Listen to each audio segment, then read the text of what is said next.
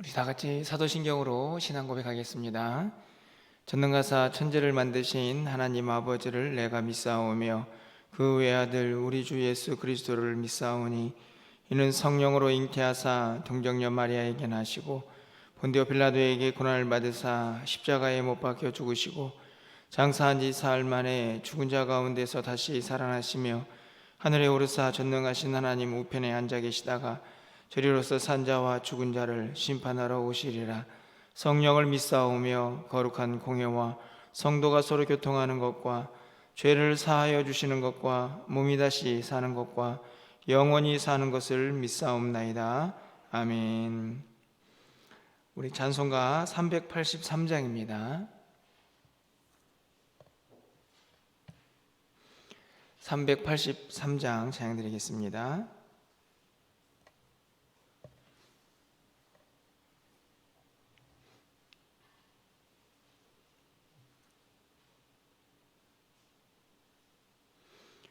눈을 들어 산을 보니 도움 어디서 오나 천지 지은 주 하나님 나를 도와주시네. 나의 발이 실족한 게 주가 깨어 지키며 택한 백성 항상 지켜 길이 보호하시네. 도우시는 하나님이 내게 그늘 되시니 낮의 해와 밤의 달이 너를 상치 않겠네. 내게 화를 주지 않고 혼을 구하시며 너의 출입 지금부터 영영 인도하시니. 아멘.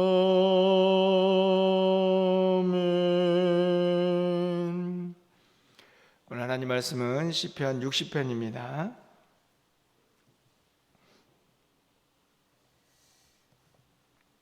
1절에서 12절까지 말씀을 제가 읽겠습니다.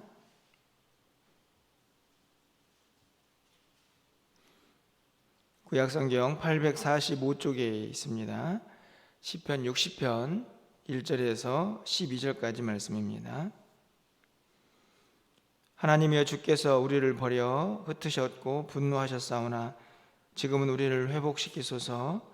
주께서 땅을 진동시키사 갈라지게 하셨사오니 그 틈을 기우소서. 땅이 흔들림이니이다. 주께서 주의 백성에게 어려움을 보이시고 비틀거리게 하는 포도주를 우리에게 마시게 하셨나이다. 주를 경외하는 자에게 깃발을 주시고 진리를 위하여 달게 하셨나이다. 주께서 사랑하시는 자를 건지시기 위하여 주의 오른손으로 구원하시고 응답하소서. 하나님이 그의 거룩하심으로 말씀하시되 내가 뛰놀리라. 내가 세겜을 나누며 숫꽃 골짜기를 청량하리라. 길라앗이 내 것이요 므낫세도 내 것이며 에브라임은 내 머리의 투구요 유다는 나의 규이며 모압은 나의 목욕통이라. 에돔에는 나의 신발을 던지리라. 블레셋아, 나로 말미암아 외치라 하셨도다. 누가 나를 이끌어 견고한 성에 들이며 누가 나를 에돔에 인도할까? 하나님이여, 주께서 우리를 버리지 아니하셨나이까? 하나님이여, 주께서 우리 군대와 함께 나아가지 아니하시나이다. 우리를 도와 대적을 치게 하소서. 사람의 구원은 헛됨이니이다. 우리가 하나님을 의지하고 용감하게 행하리니 그는 우리의 대적을 밟으실 이심이로다. 아멘. 우리가 세상을 살아가면서 우리가 맺고 있는 관계가 늘 좋고 또 늘 평안하기를 그렇게 기대하며 살아갑니다. 그런데 사람과의 관계도 그렇게 늘 좋은 것만은 아니다라는 생각을 할 때가 많이 있습니다. 굴곡이 있는 것이죠. 때로는 한없이 좋을 것 같지만 또 시간이 지나면서 그 관계가 이런저런 문제들로 또 그렇게 어그러지고 또 힘들어지는 그런 상황을 경험하기도 합니다. 하나님과의 관계도 그런 것 같습니다. 늘 하나님을 의지하고 또 하나님을 신뢰하면서 또 든든히 그 믿음이 서 있는 그런 모습으로 항상 살아가면 참 좋겠지만, 우리는 연약해서 하나님은 한결같지만 우리 편에서 늘 흔들리고 또 하나님과의 거리가 멀어지고 있다, 이런 생각을 종종 가질 때가 있습니다. 특별히 그럴 때가 어떤 때냐면, 내가 생각하지도 않았던 일들이 벌어지거나 내가 계속해서 기도했는데도 하나님이 기도에 응답이 없는 것 같거나, 때로는 이런저런 고통과 실패가 인생에서 찾아오게 될 때에 우리는 가끔 내가 하나님으로부터 멀어진 것은 아닌가, 혹시 하나님이 나를 버리신 것은 아닌가, 이런 생각을 하면서 또 두려워할 때가 있습니다. 오늘 이 시편 60편의 다윗이 그런 상황 속에 있지 않나 생각을 합니다. 오늘 12절까지 있는 말씀을 좀 보면 곳곳에서 하나님이 나를 버리셨구나, 우리를 버리셨구나 하는 그런 탄식이 들려오기 때문이죠. 1절 말씀을 좀 가서 보시면, 하나님이여 주께서 우리를 버려 흩으셨고 분노하셨사오나 지금은 우리를 회복시키소서, 이렇게 기록합니다. 이 상반절에 있는 말씀을 보면 버리셨다, 흩으셨다, 분노하셨다, 굉장히 가슴 아픈 단어들이지요. 믿는 자에게 하나님께서 우리를 버리셨다, 흩으셨다, 분노하셨다 라는 단어가 생각날 정도면 그 관계가 얼마나 힘든가 하는 것을 우리가 생각할 수가 있습니다. 그런 과거를 생각해 보니 참 가슴이 아프지만 또 그럼에도 불구하고 지금은 좀 우리를 회복시켜 달라 하는 시인의 모습을 볼 수 있습니다. 2절 말씀을 가서 보시면, 주께서 땅을 진동시키사 갈라지게 하셨사오니, 하나님의 심판의 모습이죠. 땅이 갈라졌다, 진동하고 갈라졌다 하는 말은, 여러분 생각해 보십시오. 그냥 단편적으로 이제 우리나라는 그래도 그렇게 지진이 잘 일어나는 편은 아니지만 요즘은 가끔 지진이 일어나서 힘든 지역들이 생기지 않습니까? 땅이 흔들렸다, 얼마나 불안하고 얼마나 힘든 상황입니까? 그런데 하나님께서 땅을 흔드셨다라고 생각하니 그것을 경험한 시인은 너무나 고통스럽지 않았을까 생각이 듭니다. 3절 말씀도 가서 보시면, 주께서 주의 백성에게 어려움을 보이시고 비틀거리게 하는 포도주를 우리에게 마시게 하셨다. 이런 단어들을 쭉 보면 지금 시인이 얼마나 큰 고통 가운데에서 하나님과의 관계가 멀어지고 있다라고 생각하는지를 우리가 알 수가 있습니다. 10절 말씀은 더 절망적이지요. 하나님이여 주께서 우리를 버리지 아니하셨나이까, 하나님이여 주께서 우리 군대와 함께 나아가지 아니하시나이다. 결국은 어떻게 되었을까요? 하나님이 함께 하시지 않고 하나님이 군대와 함께 나가지 않았다. 이 말은 전쟁에서 실패했다는 것을 의미합니다. 마치 우리 인생에서 때로는 어려움과 실패가 닥쳐오는 것처럼 전쟁에서 실패한 이 시인이 하나님 앞에 왜 하나님 함께 나가지 않으셔서 이런 슬픔을, 이런 고통을, 이런 패배를 우리에게 안겨주십니까? 라고 그렇게 탄식하고 있는 것이죠. 그런데 여러분, 제가 읽은 오늘 1절, 2절, 3절 또 10절 이런 말씀들을 보면 분명히 이 시인은 이 하나님으로부터 자신이 멀어졌다, 하나님이 우리를 버리셨다, 이런 고백도 하고 있지만 굉장히 중요한 사실 한 가지를 발견하게 됩니다. 그러면서도 절대로 하나님 곁을 떠나고 있지는 않다는 사실이죠. 하나님 저를 버리셨습니까? 그럼 이제부터 저도 하나님 믿지 않겠습니다 라고 하나님으로부터 더 멀어지고 그리고 하나님을 떠나겠다라는 고백을 하는 것이 아니죠.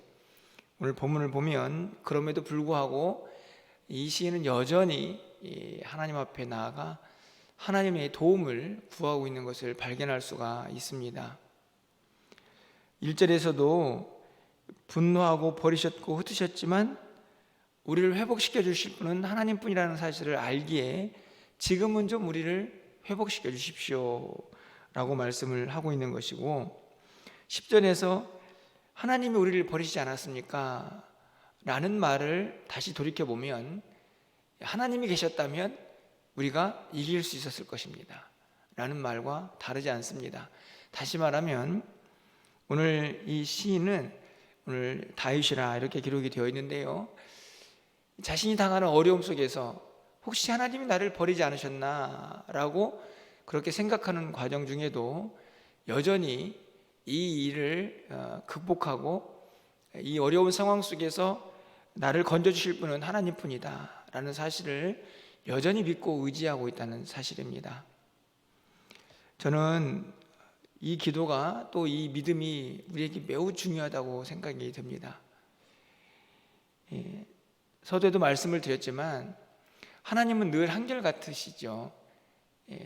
우리가 이런저런 잘못을 통해서 때로는 하나님의 책망도 받고 또 때로는 우리의 원대로 되지 않고 또 하나님의 뜻이 아니어서 우리의 기도가 응답되지 않는 상황도 있을 수 있습니다. 하지만 중요한 것은 하나님은 한 번도 우리를 버리지 않으셨다는 사실, 한결같이 우리를 함께하고 계시고 우리를 인도하신다는 사실을 우리가 어떤 순간에 놓지 않는 것이 매우 중요합니다. 오늘 시인도 그런 모습을 보이고 있습니다. 상황이 이런저런 어려움이 있고 마치 하나님이 나를 버리지 않았나 하는 그런 생각도 들지만 여전히 하나님을 붙잡고 하나님 앞에 나아가고 있는 것이죠. 그러면서 오늘 본문에서 하나님을 의지하는 이 다윗의 믿음을 볼 수 있는 확실한 구절들을 생각해 볼 수가 있습니다. 어찌 보면 이 구절들이 우리의 믿음을 다시 회복시킬 수 있는 힘이 아닐까 생각이 드는데요, 몇 구절을 좀 찾아보도록 하겠습니다. 우리 4절인데요, 우리 4절 말씀은 함께 좀 읽어보도록 하겠습니다. 4절입니다. 주를 경외하는 자에게 깃발을 주시고 진리를 위하여 달게 하셨나이다. 전쟁에서 깃발은 어떤 것을 의미할까요? 이 깃발에 대한 해석이 좀 다양하긴 한데요, 오늘 본문에 보면 주를 경외하는 자에게 주는 깃발, 그리고 그것이 진리를 위하여 달게 하셨다라고 말씀을 합니다. 전쟁에서의 깃발은 신호를 의미합니다. 때로는 전쟁을 할 때에 깃발을 통해서 뒤로 물러가라 아니면 전진하라 이런 신호를 알리는 깃발이죠. 그런데 오늘 4절에서 주를 경외하는 자에게 주는 깃발, 또 진리를 위하여 달게 하신 깃발이기 때문에 이 깃발은 승리의 깃발이라고 말할 수 있습니다. 그 깃발 아래 하나님이 달게 하신 그 깃발로 모든 사람들이 다시 모여서 힘을 모아 다시 힘차게 무엇인가를 향하여 전진하는 그런 모습을 연상케 하는 깃발이죠. 저는 우리의 믿음 생활에서도 이 깃발이 매우 중요하다고 생각이 듭니다. 우리 눈에는 깃발이 보이지 않죠. 하지만 영적으로 우리의 믿음의 눈이 띄어지면 하나님께서 이 우리의 영적 싸움에서 우리를 인도하시고 우리에게 힘과 능력을 주시고 이 전쟁은 반드시 승리하게 하실 것이다라는 그 깃발을 볼 수가 있습니다. 이 깃발을 보는 자만이 비록 힘들고 어렵지만 그것을 붙잡고 그것을 향해서 달려갈 수가 있다는 말씀이죠. 오늘 4절은 가장 먼저 시인이 그 깃발을 나에게 달게 하셨다라고 고백을 하고 있습니다. 오늘 이 새벽에 여러분이 기도하실 때에 이 깃발을 좀 볼 수 있었으면 좋겠습니다.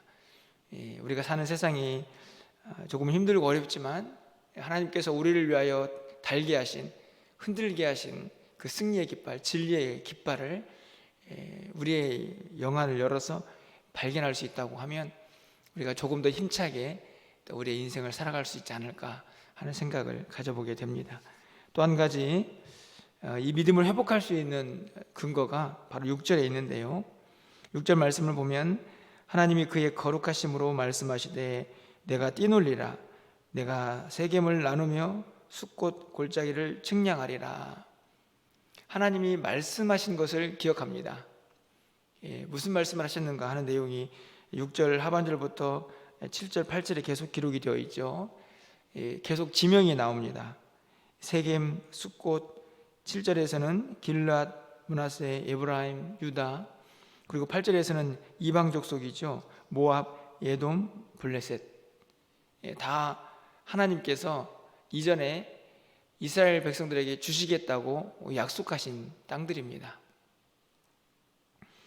그곳에서 측량하고, 또 8절 말씀을 보면 목욕통, 신발을 던지고 이런 모든 모습들은 승리를 상징합니다. 이제 전쟁이 끝났으니 몸을 씻는 그런 모습을 연상케 하죠. 결국은 무슨 말씀입니까? 하나님께서 과거에 이스라엘 백성들에게 주시겠다고 한 그 땅 말씀하셨습니다. 이제는 주실 것입니다 라는 그 확신을 말씀을 통해서 다시 깨닫고 있는 것입니다. 하나님 과거에 그렇게 말씀으로, 언약으로 약속하지 않으셨습니까? 하나님 그 땅을 주실 줄 믿습니다. 지금 당장은 패배한 것처럼 보여도 우리는 반드시 그 땅을 취하게 될 것입니다 라고 다짐하는 이 상황이죠.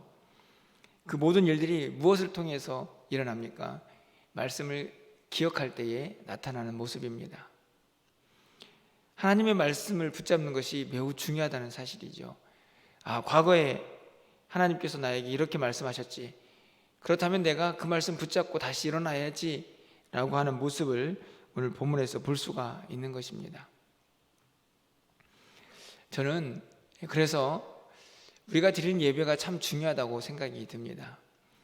제가 오늘 시편 60편 말씀을 묵상하고 여러분에게 준비를 하면서 그런 생각이 들었습니다. 특별히 새벽에 지금 살펴보고 있는 시편 말씀은 계속해서 사실 큰 변화가 없지 않습니까? 어려움을 당하고 하나님께 부르짖고 하나님 응답하시고 하나님이 고쳐주시고 그 하나님을 더 의지하고 어떻게 신앙생활을 하겠다고 다짐하고, 사실은 그런 패턴들이 계속 반복되고 있는데요. 사실 오늘 60편도 조금 다른 내용이긴 하지만 그 범위에서 크게 벗어나지는 않습니다. 말씀을 준비하면서 이런 말씀을 계속 듣는 우리 성도님들이 혹시 왜 말씀이 이렇게 반복될까 이런 생각을 하는 것은 아닌가 하는 생각도 좀 했는데요. 하지만 오늘 이 6절 말씀을 보면서 그래도 말씀은 계속 들어야 한다 이런 생각을 좀 했습니다.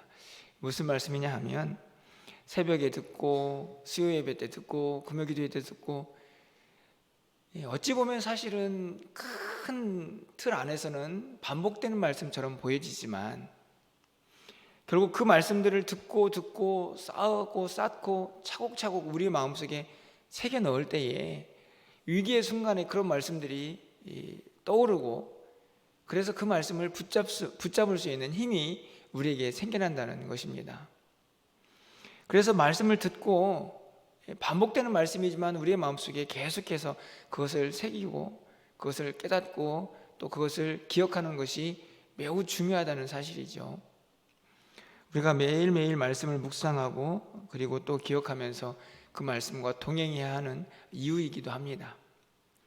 하나님이 그의 거룩하심으로 말씀하시되, 오늘도 하나님의 음성을 들으시기를 바라고, 여러분의 각자의 삶의 터전에서 하나님께서 여러분에게 이미 하셨던 그 말씀들이 다시 우리의 심령 가운데 떠올라서 우리의 삶을 인도하고 우리의 삶을 붙잡고 있다는 사실을 여러분이 기억하시면서 그 말씀과 함께 승리하는 그런 한 날을 살 수 있기를 간절히 소망합니다. 마지막으로 11절과 12절 말씀이죠. 우리 11절, 12절 말씀 우리 함께 읽도록 하겠습니다. 읽겠습니다. 우리를 도와 대적을 치게 하소서. 사람의 구원은 헛됨이니이다. 우리가 하나님을 의지하고 용감하게 행하리니 그는 우리의 대적을 밟으실 이심이로다. 아멘. 분명히 보면 9절과 10절에서 답답한 시인의 마음이 드러납니다. 하나님께서 함께 하셨다면 이 대적들을 능히 이겼을 텐데 왜 이렇게 저희들에게 어려운 실패를 안겨주십니까? 하지만 거기까지죠. 다시 하나님을 붙잡습니다. 우리를 도와 대적을 치게 하소서. 사람의 구원은 헛됨이니이다. 이 말은 무슨 말입니까? 사람에게 도움을 구하고 싶지만 그 사람의 도움이 하나님의 구원보다 얼마나 못 미치는 연약한 것인가 하는 것을 오늘 시인은 너무나 잘 알고 있기 때문입니다. 비록 하나님께서 함께 하시지 않은 것 같아서 이 전쟁에서 실패한 것처럼 보이지만 그래도 저는 하나님을 붙잡습니다. 인간에게 도움을 요청하는 것이 아니고 하나님만이 이 대적을 물리칠 수 있는 유일한 분이라는 사실을 믿습니다. 우리가 하나님을 의지하고 용감하게 다시 일어섭니다 라고 고백하고 있는 것입니다. 고린도전서 1장 25절 말씀이죠. 하나님의 어리석음이 사람보다 지혜롭고 하나님의 약하심이 사람보다 강하니라. 오늘 11절 말씀에 사람의 구원이 헛되다라고 하는 말씀과 저는 유사하다고 생각이 듭니다. 하나님의 어리석음이 사람보다 지혜롭습니다. 하나님의 연약함이 사람보다 강하지요. 하나님이 연약할 수 없습니다. 하나님이 어리석을 수 없죠. 하지만 만약에 그렇다고 해도 사람보다는 강하고 사람보다는 지혜롭다 하는 고백입니다. 여러분, 오늘 이 말씀을 좀 여러분 마음속에 좀 깊이 새기고 저도 이 말씀을 좀 다시 붙잡아야겠다 이런 생각을 갖게 됩니다. 하나님을 의지하고 용감하게 행하리라. 때로는 넘어지고 실패할 수 있습니다. 하지만 여전히 하나님은 우리와 함께 하십니다. 그 하나님을 의지하고 좀 다시 힘을 내어서 힘차게 우리의 믿음의 길을 걸어갈 수 있겠다라고 하는 다짐, 그 다짐을 오늘 시인이 하고 있는 것이죠. 하나님이 도우시면 어떤 대적도 능히 이길 것이다 라는 그 확신을 다시 고백하고 있는 것입니다. 마지막으로 9절을 읽어드리면서 여러분에게 그 해답과 함께 말씀을 마치려고 합니다. 누가 나를 이끌어 견고한 성에 들이며 누가 나를 에돔에 인도할까? 우리를 견고한 성에 들이고 우리가 능히 이겨야 할 그 에돔으로 인도할 분은 오직 하나님뿐이라는 사실을 여러분이 꼭 믿음으로 고백하시면서 오늘도 우리 앞에 놓여져 있는 영적 싸움 치열하지만 능히 이길 수 있다는 확신을 가지시고 오늘 하루도 승리하는 저와 여러분이 되시기를 주님의 이름으로 간절히 축원합니다. 기도하겠습니다.